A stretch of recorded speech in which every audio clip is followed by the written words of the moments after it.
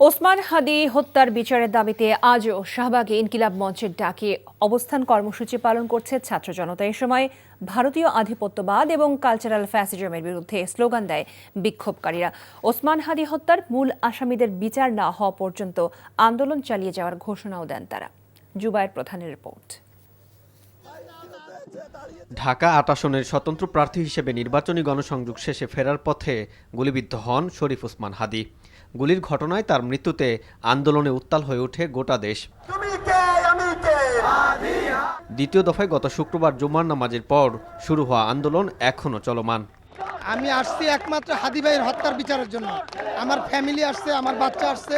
এখানে অবস্থান করা একটাই আশায় যেন খুব দ্রুত এর একটা সুষ্ঠু বিচার হয়। যারা এই দায়িত্বে আছে তাদের অবহেলার কারণে বিচার হচ্ছে না, তারা এই জিনিসটাকে ঠিকমতো গুরুত্ব দিচ্ছে না। শিশু থেকে প্রবীণ তীব্র শীত উপেক্ষা করে হাদি হত্যার বিচার চাইতে সর্বস্তরের জনতা উপস্থিত হন শাহবাগে। বিচার না হওয়া পর্যন্ত আন্দোলন চালিয়ে যাওয়ার ঘোষণা ছাত্র জনতার। কালকে ওনারা বলছে মেঘালয় অ্যারেস্ট হয়েছে, পরে যেটা ইন্ডিয়ান গভর্নমেন্ট ডিরেক্ট না করছে যে না অ্যারেস্ট হয় নাই। আমরা একদম সরাসরি যার উদ্যোগে এই খুনগুলা হয়েছে তার বিচার চাই আমরা।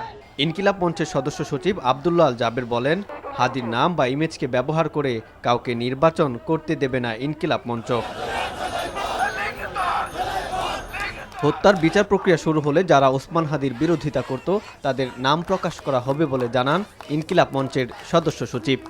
শহীদ ওসমান হাদি রাজনীতি করতে আসেন নাই, তিনি বাংলাদেশের রাজনীতি আগামী দিনে কেমন হবে সেটা বিনির্মাণ করতে আসছিলেন।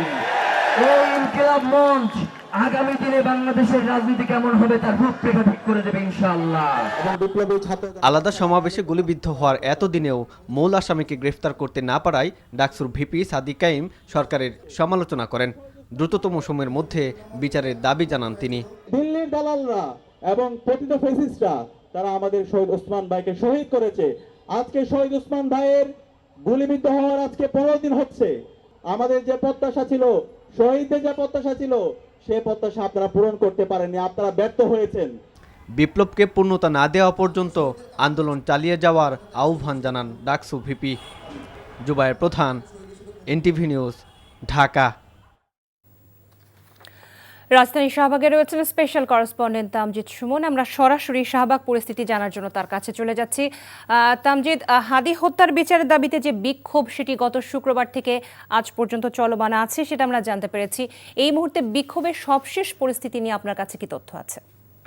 আসলে শাহবাগে এই যে ওসমান হাদি হত্যার যে বিচার সে প্রতিবাদ সমাবেশ করছেন ইনকিলাব মঞ্চের নেতাকর্মীরা এবং দুপুর দুটোর পর থেকেই তারা এখানে অবস্থান নিয়েছেন। শাহবাগের যে গোল চত্বর রয়েছে সেই গোল চত্বরের প্রধান গোল চত্বরের যে অংশটি সেখানে তারা অবস্থান করছেন দুপুর দুটোর পর থেকে এবং আমরা যেটি লক্ষ্য করছি যে এই এখানে অবস্থান করে হাদির হত্যার বিচারের দাবিতে তারা আওয়াজ তুলেছেন এবং তারা বলছেন যতক্ষণ পর্যন্ত হাদির হত্যাকারীদের গ্রেপ্তার করা হবে না এবং বিচারের আওতায় আনা হবে না ততদিন পর্যন্ত তারা তাদের এই দাবি তুলে যাবেন, আন্দোলন চালিয়ে যাবেন।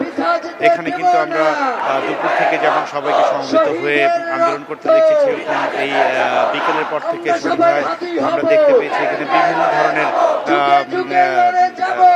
আন্দোলনের যে রকম সেটি আমরা লক্ষ্য করেছি। কারণ কেউ কখনো কবিতা পড়ছেন, বিদ্রোহী কবিতা, কেউ রণসঙ্গীত করছেন এবং একটু পর পর স্লোগান দিচ্ছেন। এখানে সংগঠনের পক্ষ থেকে বলা হচ্ছে, ইনকিলাব মঞ্চ থেকে বলা হচ্ছে যে যেন এই আন্দোলন থেমে না যায়। কারণ ওসমান হাদির একটি আদর্শ ছিল, তিনি একটি রাজনৈতিক আদর্শ ফলো করতেন এবং অন্য কোনো রাজনৈতিক দলের আদর্শকে তিনি ধারণ করেননি। তিনি নতুন রাজনৈতিক যে সিস্টেম সেই সিস্টেমের মধ্যেই তিনি কাজ করতে চেয়েছেন এবং হাদির যে নতুন রাজনৈতিক আদর্শ সেটিকে ধারণ করে যেন এই ইনকিলাব মঞ্চের নেতাকর্মীরা কাজ করতে পারেন সেটি আহ্বান জানানো হয়েছে। অন্যদিকে বলা হয়েছে যে এই যে হাদির হত্যাকাণ্ডকে কেন্দ্র করে এবং হাদির যে অবস্থা, যেই হাদিকে যেন ক্যাশ করে কেউ কোনো রাজনৈতিক কর্মসূচি করতে না পারেন সেটির দিকে সবাইকে লক্ষ্য রাখার আহ্বান জানিয়েছেন তারা। এবং নেতাকর্মীরা বলছেন যতক্ষণ না পর্যন্ত তাদের দাবি আদায় হয়, যতক্ষণ না পর্যন্ত হাদির হত্যাকারীদের বিচার করা হয়, যতক্ষণ না পর্যন্ত হাদির হত্যার একটি সুষ্ঠু তদন্তের মাধ্যমে বিচার না হয়, ততদিন পর্যন্ত তারা এই আন্দোলন চালিয়ে যাবেন এবং এই শাহবাগে অবস্থান চালিয়ে যাচ্ছেন তারা। আমরা যেটি জানি যে মোটামুটি 10টা পর্যন্ত তারা আজ অবস্থান করবেন জানাবেন এবং এই অবস্থানের পর আসলে নতুন কর্মসূচি কি হবে সেটিও নিশ্চয়ই তারা জানাবেন। তো শাহবাগের এই শাহবাগ চত্বর থেকে আসলে সর্বশেষ খবর এটি ছিল আমার কাছে। লোকা।